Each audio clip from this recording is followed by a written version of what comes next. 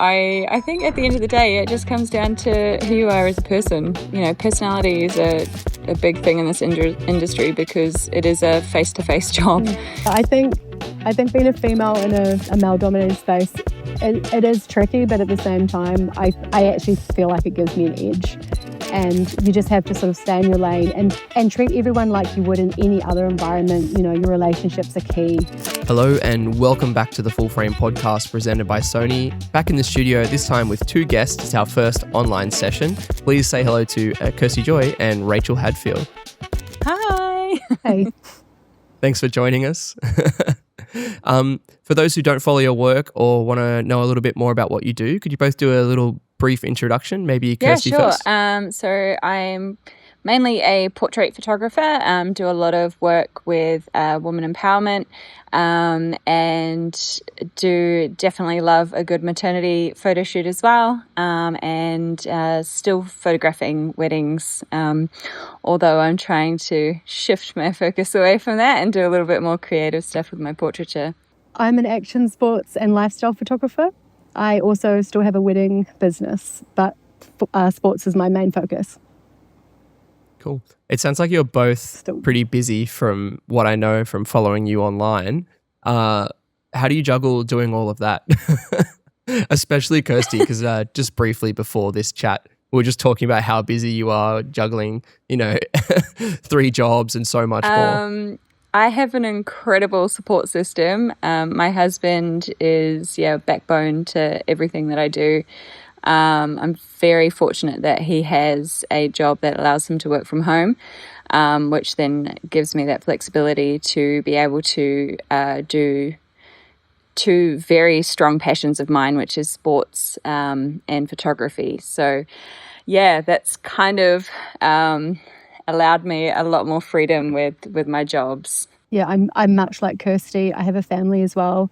I have an amazing support system. My partner's great. My parents are in town, so that makes life a lot easier. But I think it's just about when you are home trying to be really present, and then when you're at work, you just go in and get it done and try not to worry about what's going on at home, which is easier said than done sometimes. But I think it's quite a privilege being able to have a family and do a job you love at the same time. Do you find that because both of you have passions outside of the creative industry, do you find that having those extra outlets really help you? Like Kirsty, you mentioned athletics, and obviously Rachel, you ride as well. Like that's another outlet. Do you find that helps you balance the burnout or the workload, or it just gives you another avenue for self-expression that isn't, you being behind a camera? Definitely. Ethics has actually become my second job, but it's still stays a passion. But I think regardless, like the creative industry and like sporting industry for me, like because they've come from being a passion before they were a job, it never really feels like you're, working a job that's, sucking the life out of you. Like you're just actually energized every day doing what you're doing. But I'm very lucky that both my kids are very much into their sports, and my eldest is into photography too, similar to Rachel. So we're actually able to spend some time together there and bond over those certain things as well. So that kind of keeps the passion there, and I'm kind of, killing 2 birds with one stone. I didn't realize we had so much in common, Kirsty. Yeah, I think, riding bikes is my thing, and trail running, that's sort of how I clear my head. The funny thing about working in an industry you love is, for example, I just spent 10 days down in Queenstown shooting bikes, and I didn't have my bike with me. So sometimes it can sort of tip too far to the other end of the scale where you're just so busy shooting the thing you love and you don't do the thing you love. But then I think to balance that out, over winter when I'm a bit quieter, I ride 3, 4, 5 days a week if I can. So it's just about, again, just like maximizing the time you have when you can do something for yourself. How did you both start as being behind the camera, becoming a photographer? Because it sounds like, you had a passion that developed into maybe a career based on that. And I think that's a really healthy way to start a career is, you find something that you love and you learn and learn and learn and you keep upskilling. What's the journey like for both of you? My career sort of started by accident. I've always loved cameras. Growing up, my first job was on the film counter at my mum's pharmacy when I was 12, which I guess is slave labor now. But I always owned a camera. I shot for fun. I shot my friends down the beach doing all sorts of random stuff. And then when I was in my 20s, I was working in the Philippines at an orphanage, so very unrelated to any of this. And I saw these kids playing down the street. They had like a bright umbrella and it was raining. And I just ran out there and I took these shots. And at the time, I thought they're pretty amazing. I've actually still got them. And I put them on Facebook. So this is sort of like core Facebook day. And a friend from school asked me to shoot her wedding. And I don't even think I'd ever attended a wedding at that stage. So I went to this wedding. I had no idea about the format of a wedding day. I'd never shot a job commercially or professionally before. And basically from that wedding, I got 6 more weddings. So I guess Whoa. I just fell into being a wedding photographer. There's a bit more of a story about some bogan RX-7s doing a skid, the whole the wedding photos with the RX-7s skidding and then the bride and groom in the front. One of the photos from that wedding went viral. It even ended up on a hat at my friend's work at the time. But basically, my first wedding, I don't think that's a natural way to fall into professional photography, but that was my story. And from there, I think I had a part-time job at the start when I started shooting weddings. And then I think by about 3 years, I had a pretty big wedding business, which was financially really great, but it was burning me out quite fast. So I tried I had a commercial studio. I've done a big stint in fashion. Post-COVID, I decided I wanted to be a film photographer in the fashion industry. I very quickly worked through that one and kept that as my hobby. But yeah, and then when it comes to bikes, it wasn't a deliberate choice. I was riding bikes. I love bikes. That was my time. And I never even considered mixing my career with my sport. And then there's a competition at Crankworks called Deep Summer.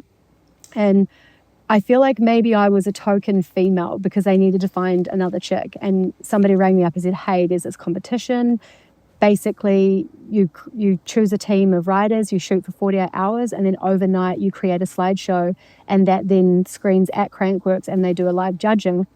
So I love saying yes to stuff. So I was like, yeah, let's do it.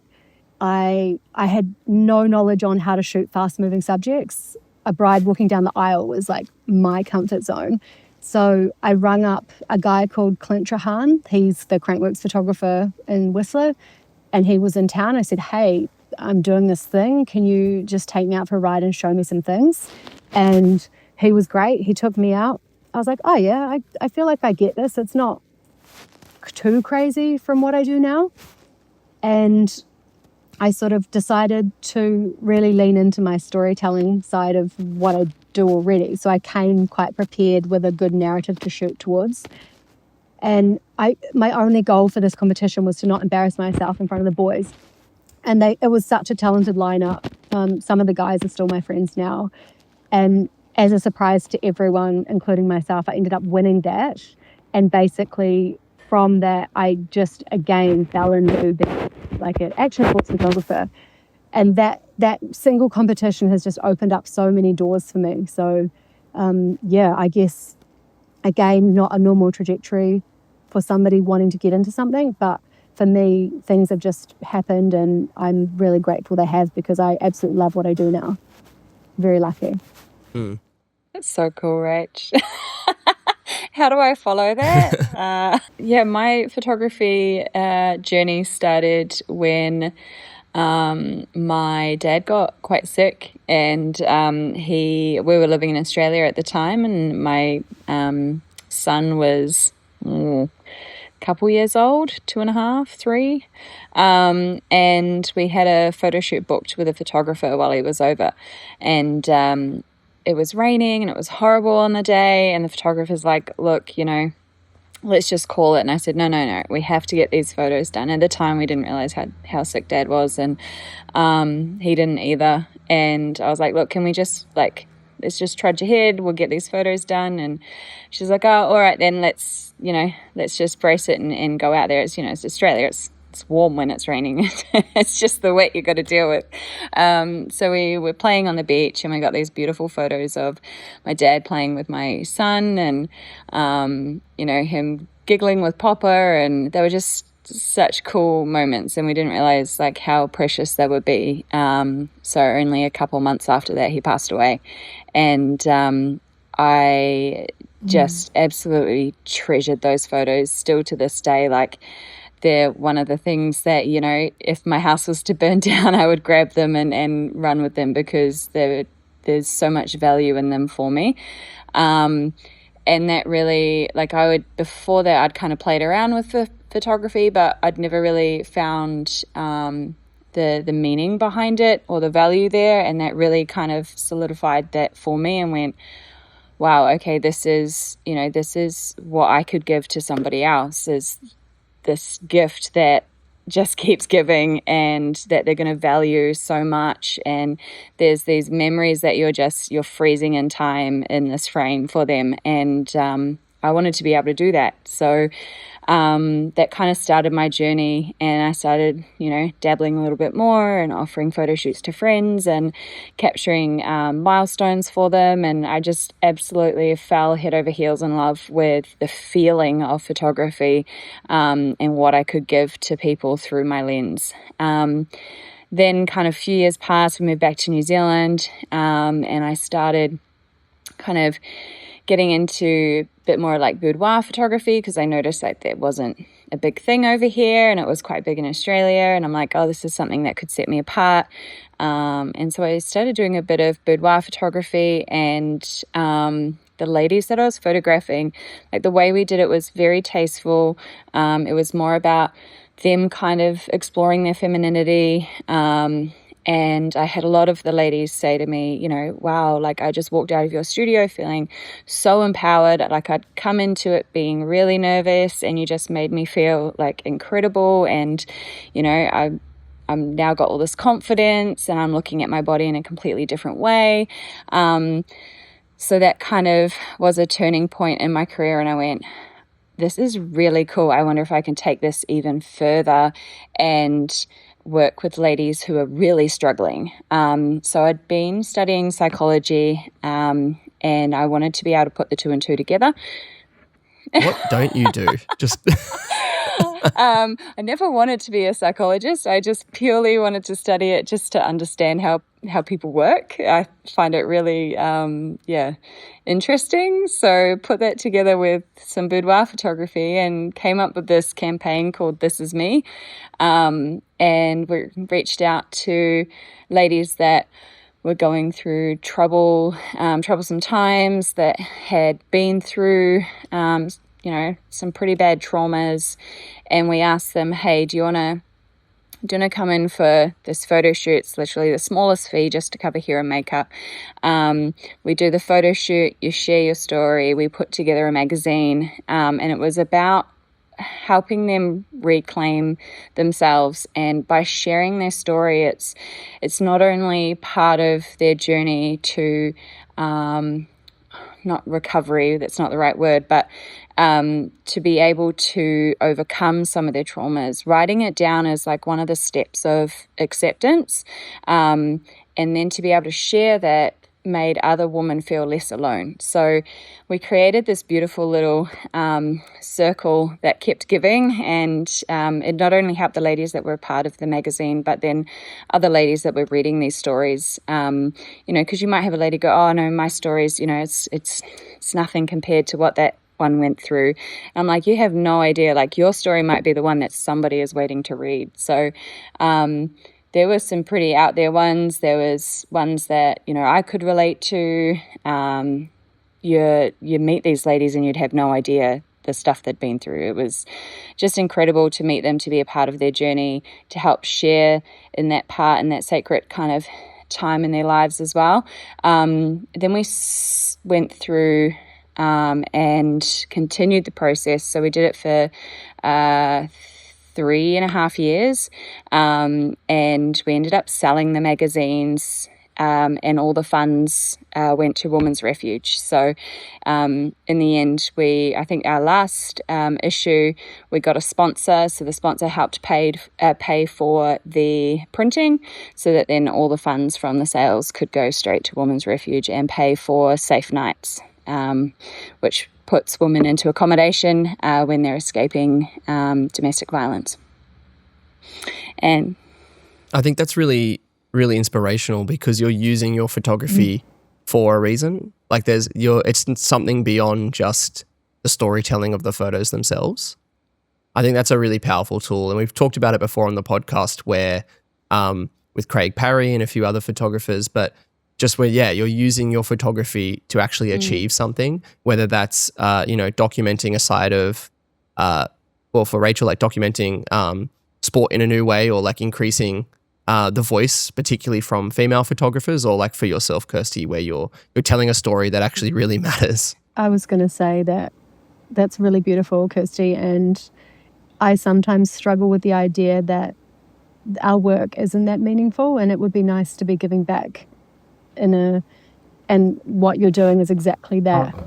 It's really helping people, not just making pretty photos. Thank you. Really it's actually been maybe 1.5 years since we've done another magazine. Life kind of got a bit busy, but in the interim, I've still been giving back through Heartfelt.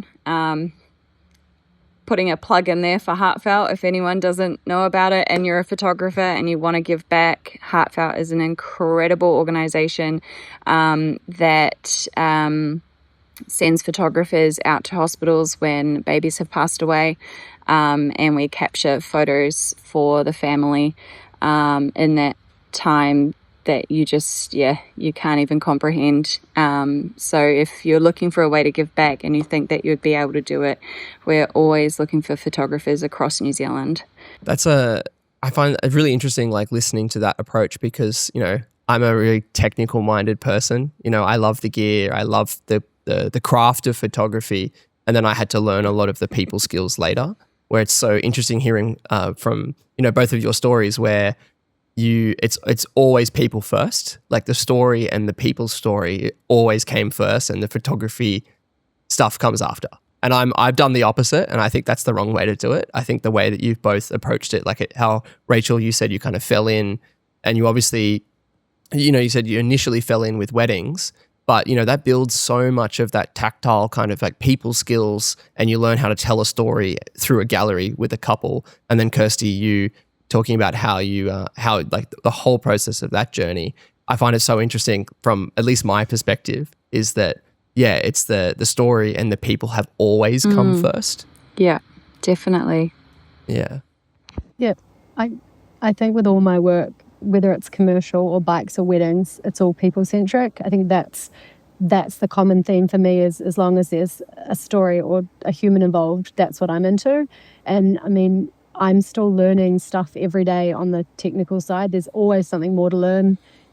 I mean, whether it's with your camera or whether it's a business aspect, like running your taxes, there's always something to learn, but you can learn those things.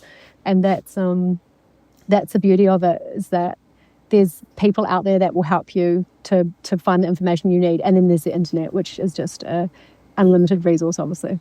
Definitely. Yeah, that technical aspect is interesting. I held a camera catch-up the other week with the A7 Mark V, and everyone turned up, and I was like, look, guys, let's just talk about, how we're all going, our well-being. Let's talk about our businesses. If you want to know anything about the camera, I've printed it out for you. Because I'm not a technical specs person. I'm like, I can tell you how it feels and like some cool little things that it does. But I was like, yeah, but I think that people overlook those soft skills and the people skills. Like you could have the most amazing, talented photographer, and they don't need to know everything about what the gear does. And then you have other photographers like myself that obsess over the gear, Knows everything. but you're still learning so much to do with, you know, how you actually run a business, or, you know, how do you actually keep a client engaged, and how you actually manage the people skills. And I think those skills are actually so much more important. Yeah. One is definitely harder to teach than the other. And I think the other thing, Kirsty, is that we also underestimate our knowledge because it's just normal to us, whereas somebody will come to you and you've got a lot to offer. I feel like I know what I need to know, and I'm always learning new stuff, but I sometimes questions that I get asked shock me because to me they're just really monotonous. But so yeah, I think as females we think we're less technically minded, and maybe we are, but we still we get it done, get the job done. Yeah, I think it's a perspective shift in the sense that, like you said, some people might assume that you know, or that you don't care about the technical stuff. But it's like, I think it's not that the attention isn't paid to the technical, it's that you don't care. I don't think that's the case. I think that the priority is the story and the subject. And that's actually way more important. I just think that like the approach that you've both kind of described is far more valuable to both yourselves and your own creative process than, you know, worrying about that stuff. Yeah, I do feel like coming from a portrait background, that has given me the edge in my industry, in the sports industry. A lot of people take photos of athletes, you know, portraits, but because I came from a real storytelling background, I put a stronger focus on that, and that maybe gives my work an edge over some of the other people who have been doing it longer than me. So I definitely try and lean into my strong suit. I still think that there's a lot of guys that are a lot stronger in the actual action shots, but I mean that's something I'm working on all the time to progress in my own work. You both I think it's all about working to your strengths. You both shot a lot of genres, like just even in the introduction, like from portraits, fashion, action sports, maternity, weddings, women's empowerment. Boudoir. Like, yeah, you're already naming so many genres, so that would already give you both so much experience and like a wealth of knowledge because you've spent the time and you've worked through so many genres. I mean, I don't know how long Kirsty's been going, but I've been working as a professional photographer for 14 years, which is wild to think. And we also both live in smaller towns. And while the advice to niche down is really solid, sometimes a bit of diversity is not a bad thing, as long as you separate the genres, especially when there's such a contrast like action sports and weddings. Like nobody wants to see those together, but I do think that you can operate two separate businesses quite successfully. As long as you don't sort of focus one more than the other, which I tend to do sometimes, and I'm trying to balance it back out. You just mentioned, working in already a smaller country, and then also working potentially regionally or in smaller areas. What are some of the challenges in, you know, being a professional photographer in that part of the world, but then also like challenges across your career so far? Because we've touched on it a little bit, but just about how, you know, like you said, it was a little bit of a boys' club. You know, the boys were shooting action, like they're shooting mountain bike, and you felt that you kind of, you know, just take a stab at it and see how I go. And, you know, even to this day, it is still a very male-dominated industry. So, like, what are some of those challenges that you faced throughout your careers? When it comes to action sports, it is more male dominated, but I think so. I also run something called Depth of Field, which is I co-host for the Lady Hales, and it's basically we get together a bunch of women interested in sort of action sports media, and so I think people assume that we're like a bunch of man haters, and that's definitely not the case. I think that I wouldn't be where I am today without certain guys who have put my name in front of people. But I do think that as females, when we enter a male-dominated space, we don't feel at home straight away, and that's why it's sort of nice to work in numbers. But I guess the challenges I've faced is people are quite supportive when you're the underdog. So when you're like the new person or the up-and-comer, people love to support you. But I do feel like as you maybe pose a perceived threat to them, they do, that you notice the shift in how they treat you. Yeah, I think being a female in a male-dominated space, it is tricky, but at the same time, I actually feel like it gives me an edge. And you just have to sort of stay in your lane and treat everyone like you would in any other environment. You know, your relationships are key. Be good to people, they're going to be good to you. You know, be loyal to people, and you hope that they'll be loyal back to you. But I think I sort of run, it doesn't matter whether I'm shooting a wedding or a bike event, I just operate the same. And it's not a strategy to be good to people to get work. But I do think that if you are a nice person, you're not a dick. You are going to get places, and that's just the reality of life. What goes around comes around. Exactly. I don't have the same challenges because women feel more comfortable getting down to their underwear in front of another woman than a male. So I can't say I've had the same challenge as you, Rach. But yeah, I think at the end of the day, it just comes down to who you are as a person. And, you know, if people want to work with you, you know, personality is a big thing in this industry because it is a face-to-face job. And yeah, if you don't have those people skills, I think it's something that is going to affect your business. Like, you've just got to be confident, go out there, just be authentic. And I think more and more I'm finding as well, the more raw, honest and authentic you are, the more people that you attract that are like-minded, and you know, you can create some pretty amazing magic together. What about the challenges of, like you briefly mentioned earlier about you are shooting you know, in small towns, like you said, that was like something, you know, niching down in a small town could be difficult, or it could be the right way to do it. We won't get into that, but what are the challenges of shooting where you do shoot? Because at least for someone like myself, you know, I'm living in a major city, there's always a lot of opportunity. But obviously, Rachel, you travel a lot to shoot as well. Yeah, I guess, I mean, when you're starting off, it's really hard to be strong and sort of articulate your value to smaller clients. And it takes a while to sort of get that momentum and just to prove your worth, to charge your day rate. There's, you know, in every industry, there's a lot of people that just want something for cheaper, and that's fine. Maybe at a certain time you can do those jobs, but I think the longer you've been doing it, the more you value your time and or your days off, and you don't want to just do something for nothing. But you just have to just keep pushing and like we've talked about, rely on your relationships, create a good reputation for yourself. And I think I haven't had too much issue with that sort of stuff over there. Like I mean, like everyone, we faced a huge downturn. Obviously, COVID, we couldn't work. I was shooting loaves of bread in my house because we couldn't go anywhere. I mean, weddings didn't exist. You know, we were all getting a bit creative to survive, but that was a worldwide problem, not just for photographers. But I often think how lucky I am to be self-employed, to own a home, to, you know, to basically provide for my family as a contractor, because it is really hard.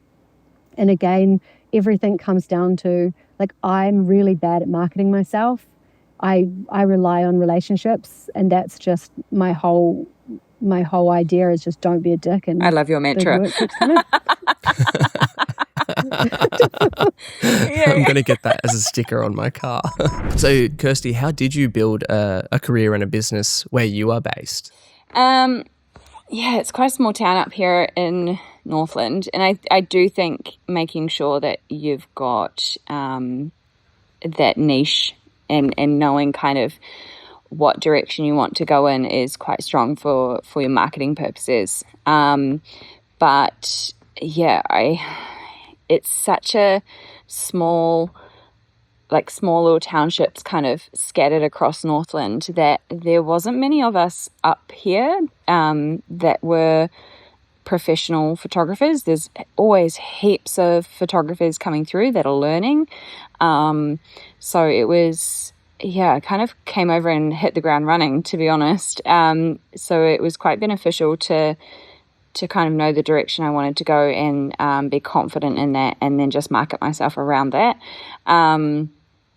And yeah, when it comes to like location scouting, it's so broad. There's so many places that you never really stumble across other people, which is quite good. I think the small town sort of deal has actually been quite beneficial where I am. We're not like overpopulated with photographers, although I have noticed that when it comes to shooting weddings, if we get out of towners, so wedding photographers that come up to Northland from, say, Auckland or Tauranga, some of the local photographers can get quite annoyed, like, oh, why did they hire someone from out of town when there's so many people up here in Northland? And it can get a bit territorial when it comes to things like that. But I think there's enough people needing photo shoots and getting married, and there's enough work to go around. You mentioned depth of field, Rachel, but Kirsty, you also talked a little bit about your community. But how have you used your photography, and how have you built up these kind of communities in your area? I think Sony Scene's been really helpful too. Having that platform to be able to connect with other photographers and have little workshops that we can do that encourages all of the photographers, whether it be amateur or professional, to come together to create and to share ideas and challenges. I think Sony Scene has been really important and a really good tool that we've been able to use to connect our little photography community up here. Yeah, because when you mentioned you did the 7 Mark V like touch and try, and how you said the first thing was that you were asking everyone, like, how's everyone doing? What are you shooting at the moment? What have you been up to?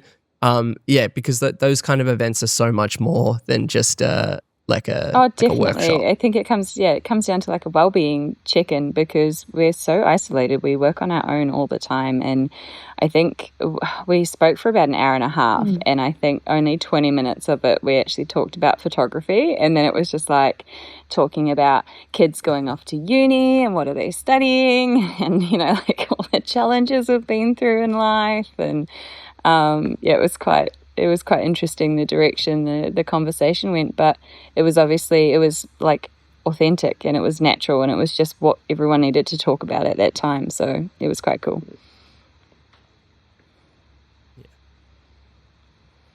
Yeah, I'd mirror that. Sony Scene is just so valuable at getting the community together, and it's just great how much they value the community at that level as opposed to just people doing big stuff. So depth of field, we do run it through Sony Scene, but it's really just taken a life of its own. Our first event was in Queenstown last year. We didn't even know how many women shot action sport in the whole country. Like it is such a niche, and we had 26 women attend this event, and it was unreal. And I consider them all friends now. We've had interest from overseas, people attending or even hosting another one maybe over in Canada this year. Oh, wow. And back to the local level for Sony Scene, I think those guys, we've got like a regular crew, and then we also bring in lots of new photographers, and I think they just appreciate having somebody to throw around ideas with and just chat about. And like you said, Kirsty, being self-employed can get quite lonely, so it's nice having these opportunities to connect with other people in the same boat. So like, what's the direction for both of you going forward? Because Kirsty, you were saying, knowing the direction you're heading is really important. But yeah, like, what is the direction for both of you? I've had lots of time to think about where I'm going with my work, and I sort of touched on before about how I got into action sports because I love riding bikes, and sometimes that was taking away from that. So I'm sort of going into this year with a strong direction to work more in the commercial space, and then I still love bikes and I still really want to shoot bikes, but I only want to work with really good people in both spaces. So I'm going to drop off some of those smaller jobs, and that sort of frees up time for things like depth of field. I just, if I think of all the work I do, hosting those events with women is just, I'm so hyped. I wake up so excited. I I just love everything about them, and that's where I want to spend my time. And so by being a lot more directional in my commercial work, I can just allow myself the time to do that, as well as being a mom, being a friend, being a partner. So that's what I'm really trying to focus on this year, because the bills just don't stop coming, but I still want to do stuff that really just lights me up. Nice. My direction with my photography is actually changing completely. So I've really? dabbled in underwater photography for a few years now, especially with maternity underwater, and doing a little bit of surf photography, although I'm sure Rambo would say that it's not up to scratch, but Don't say but that. I'm trying. No, I Don't say definitely enjoy getting out there in the surf. Especially we've got a group called the Surf Sisters, and we all go out. And if I'm not surfing, I'm out there taking photos of them in the water. And really, really enjoying being in the water and photographing, whether it be underwater or in the surf, to the point that we're actually currently putting a pool in our house. So it's going to be a direction for next year, is doing a lot more underwater photography, and I will be able to do it from my own pool now, which will be really, really cool. Cool. Yeah, That's pretty cool. That's pretty I cool. just, Living the it's dream, something mate. so serene about being in the water, and it's just so calming. And now I can actually do it and be creative and give it the time that it needs. And it'll be pretty cool. I'm really looking forward to it. You both mentioned that Awesome. you operated studios. How did that influence your work? I loved having a physical space to go and work. I could sort of compartmentalize home and work, but I very quickly realized that the format of shooting on a white wall wasn't really doing it for me creatively. I was doing a lot of fashion stuff, so a lot of lookbook, front, back, side, repeat for a whole day. And I mean, it was nice, and it was a good time in my life, but I just realized that I just like to be outside. And the cost of the studio, when I thought of how much work I had to do for it to exist, I thought I'd rather actually work less and just focus on my outdoor campaigns. So I gave that up after COVID. It sort of naturally happened, and it was great. I haven't looked back. Now I either work from home or a cafe or just wherever. So yeah, it was really fun, and we worked with some great people. But yeah, I'm glad that time in my life is no longer. The reason I asked was just because, like Kirsty was saying, having a space, like having the pool, if you want to do underwater maternity, like having access to something where you can set stuff up and do test shoots and all of that kind of stuff, like it can have a big impact on your work. If I didn't have a studio, there's no way I would be where I am now with how successful I've been with my portraiture. Opening a studio in 2021 was a huge leap, but man, did it change everything for me. It was, it was incredible. It was actually Haley Adele, bless her, love her. She was the one that was encouraging me to take that step, because it's so scary going from not having those responsibilities to then having to afford and hustle to make the money to afford the studio. But it was incredible, and it just allowed me to create this space to create these images and make these women feel welcome and safe and vulnerable. And it was a game changer. As I moved kind of away from doing that full time and kind of dabbling in multiple genres, the studio, it was a great space to have, although it wasn't compulsory that I had that. So now I've got a bit more flexibility where I have somewhere that I have all my gear, but now I just hire spaces as I need them, because as Rach said, like the overheads of having a studio are so expensive, and unless you're like fully involved in that particular space and that's your day in, day out, the cost of it sometimes can become overwhelming. But yeah, it was definitely a game changer when I first opened that studio, and it was right in the mix of COVID too. So I was like, far out, if my business can thrive and make it through COVID, whilst opening a studio, I'm like, man, I'm going places.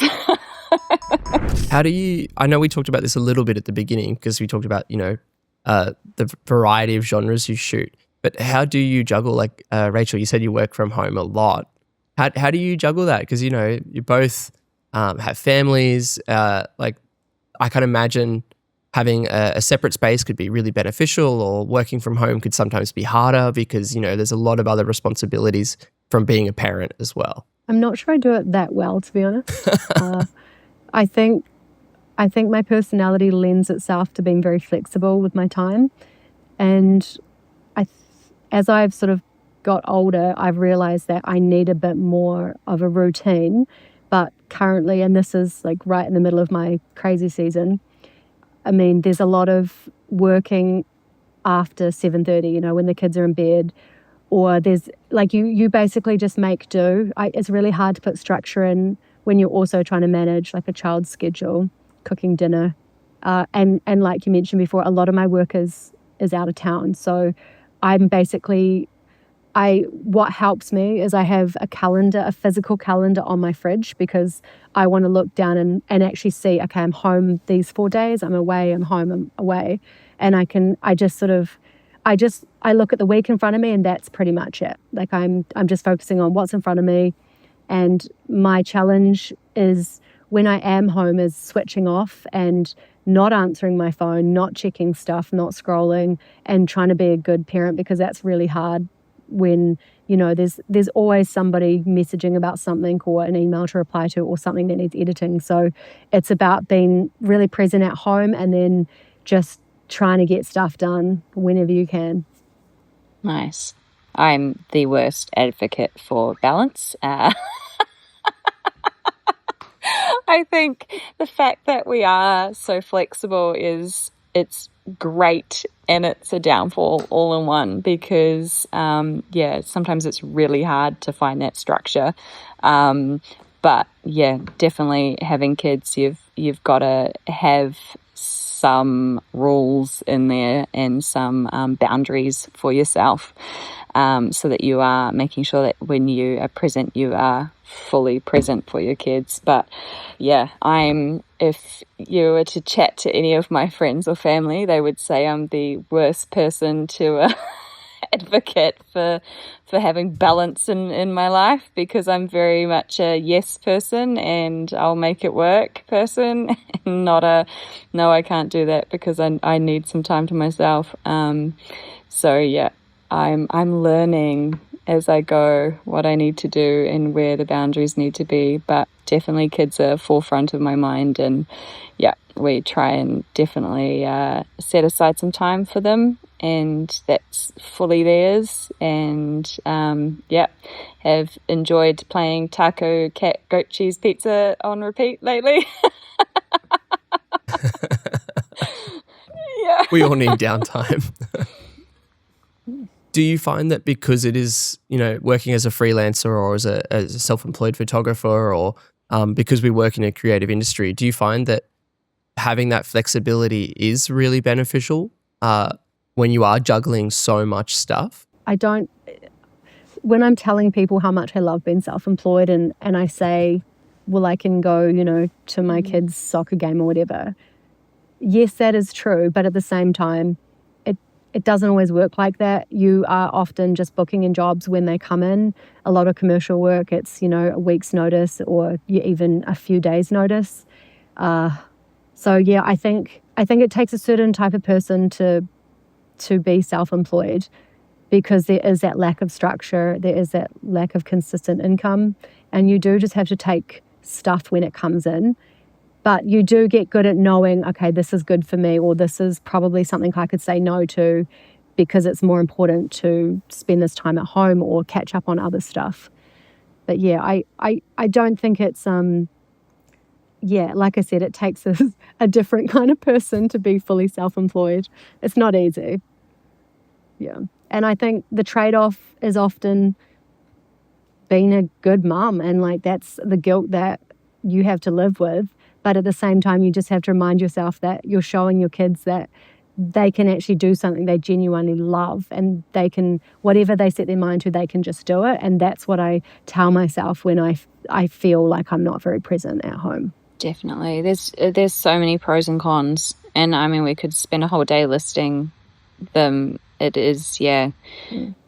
I think you've touched on one there, Rach, is the example we're setting for our kids as well when we are digging in and we're working hard and, leading by example as to what you can achieve with a little bit of determination, resilience.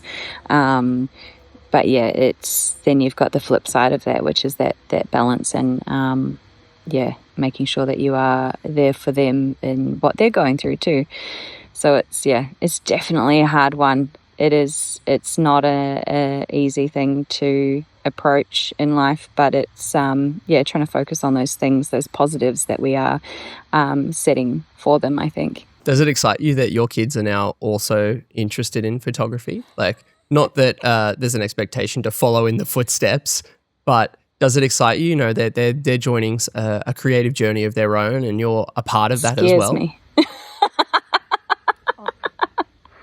I love it. My daughter Shah, she's about to turn 21, and she studied graphic design. She had no interest in picking up a camera, even though there was one available to her for the last 20 years of her life.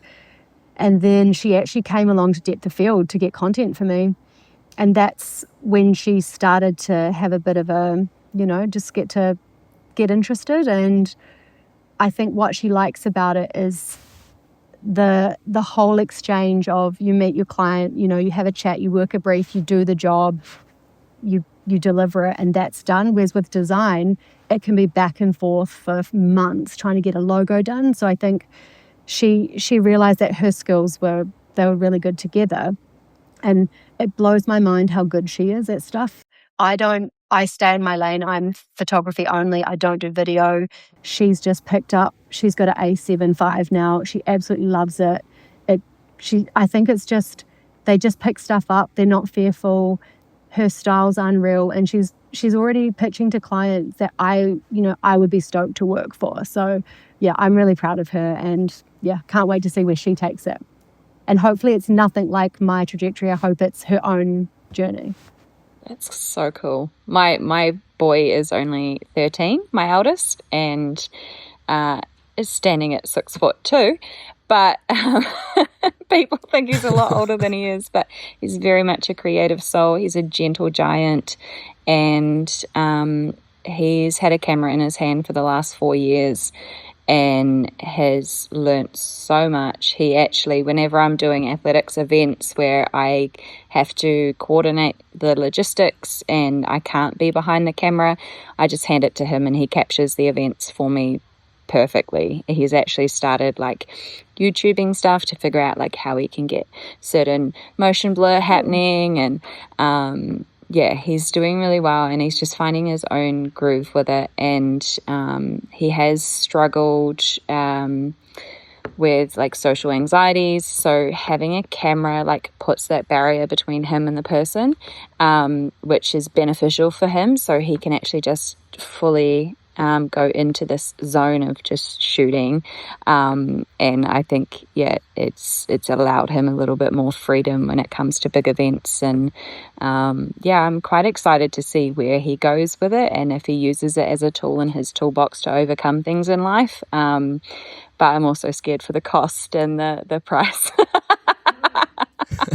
But it could be any other hobby. So I'm like, well, when you weigh it up against some of the other things, like my mate's kid, they're paying $3,000 in football fees for local regional teams. So I'm like, well, that's a very beautiful lens right there.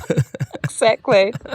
Hey, I could upgrade to the A7 Mark V and he could have my Mark IV. I mean, that gives me an excuse to upgrade.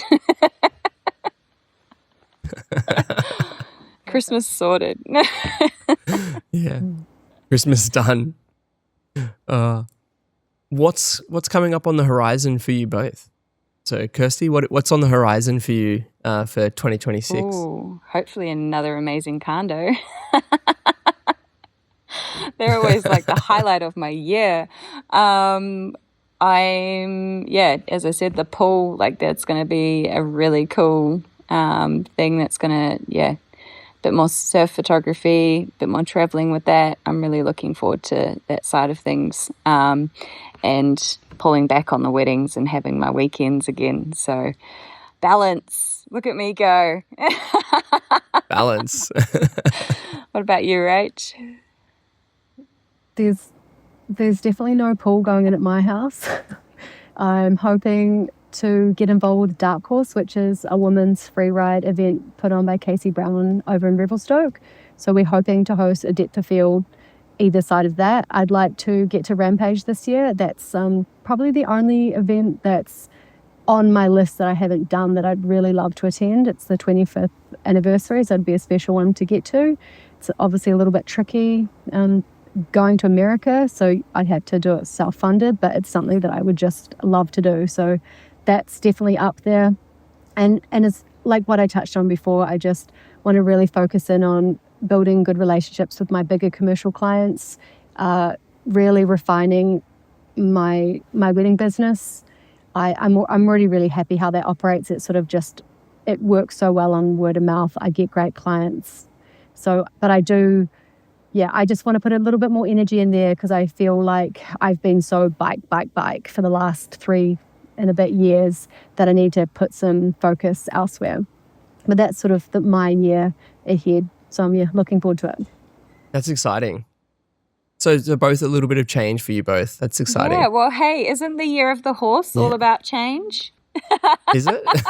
Have you not looked at your Chinese horoscope? I don't know. I haven't. We're the Chinese New Year at the moment.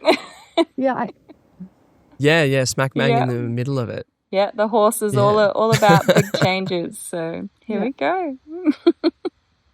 But that's healthy from a career progression standpoint. Like, I think, sometimes you like you said, you were all in on bike for 3 years, and then you get spat out the other end of it, and you go, oh, actually, like I'm ready for some change, or I'm ready for a move.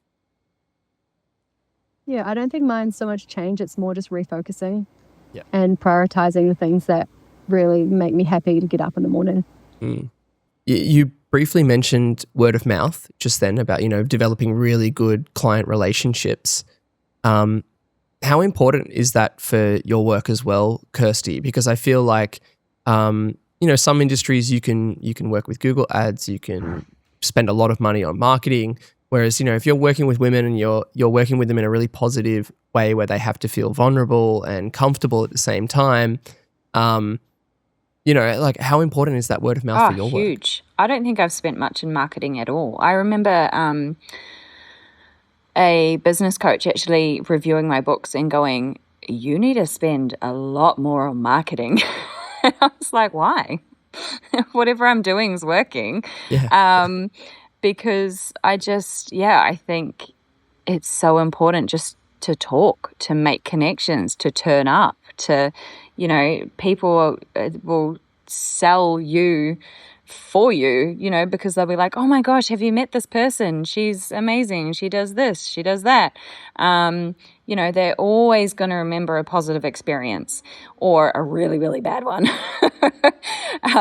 So you want to, you want to make that impact where they don't forget you because you made such a big impression on them, and that person tells another person. And the more you talk, the more you go out into the community and build relationships and are confident just to go, hey, I'm Kirsty Joy, what's your name?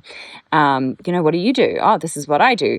And the more you connect and talk and, people are like, oh, actually, I met someone the other day.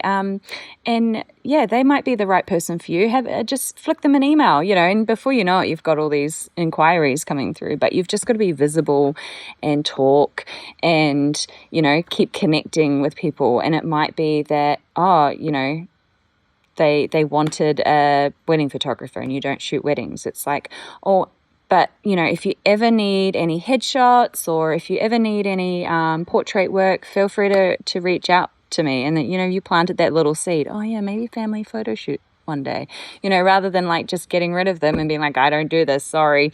You're planting those little seeds, and they might remember it for them, or they might spread that word of mouth and tell somebody else, oh, I met this photographer the other day. She does family photos if you want to get in contact with her. So yeah, huge. It's definitely a big, big thing for portraiture. Because as I said, like, you're selling, it sounds terrible, but you are selling yourself. Like, it is you. They want you as much as they want what you do, It's so people focused, and they feel awkward majority of the time behind the camera. So if you've got a photographer who doesn't want to talk, who's, not breaking the ice behind the camera, then they're going to be like, oh, well, this is a bit awkward, and, it's going to show through in their photos. So they're looking for somebody who's going to make them just be like, oh, sweet. What have I got to worry about? Like, I'm constantly talking behind the camera, whether it be looking at the, yes. No. Whether it be looking at the back of the camera and, whatever I'm thinking, rather than that awkward silence, because the first thing they're going to think, if you're quiet and you're looking at the back of their camera, is, oh shit, did I not do the pose right? Is what she took okay? Like, they're going to start putting it back on themselves, where if you're like, gorgeous, love it, beautiful, you're doing such a good job, and you're just, doing that, they're like, all good, it's better to keep talking and be positive, and that's, going to create those experiences for them that they're going to go and tell somebody else. You just briefly mentioned there about like passing on work, or, planting the seed. And I think that's really really powerful. Like, you talked about scene, and then Rachel talked about depth of field, but you're building up this whole network of other photographers. And, some people pass on just as much work as they take in. And, you're lifting everyone up rather than just, trying to snag what work you can, passing on that work to your colleagues, especially like if you're building a network like Depth of Field where you can support other female photographers, you're lifting everyone up.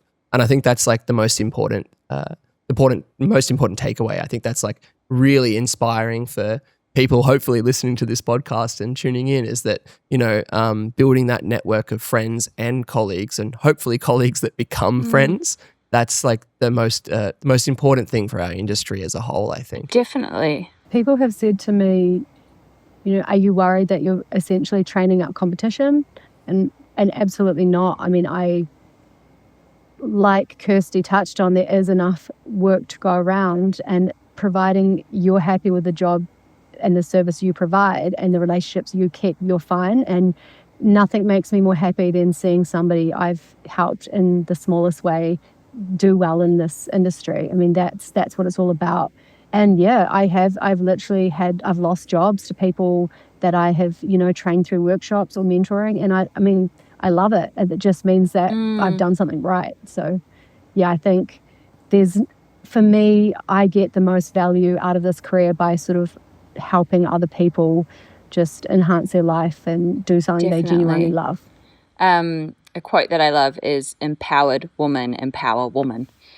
And I think it's such a good quote, like, if we feel empowered, we are going to empower another person. And that can come back to that business model as well. If you're feeling confident and empowered, then you're going to go, hey, this is right up your alley, take this job, inquire, because you'll be so good at this, and they're like, oh, thanks, and then they feel good to then, they might do the same to somebody else. And we're building up the industry as a whole and looking after each other. And yeah, it's definitely, I think it comes with experience and confidence, is getting to that point where you can feel that you can refer for jobs and other people as well.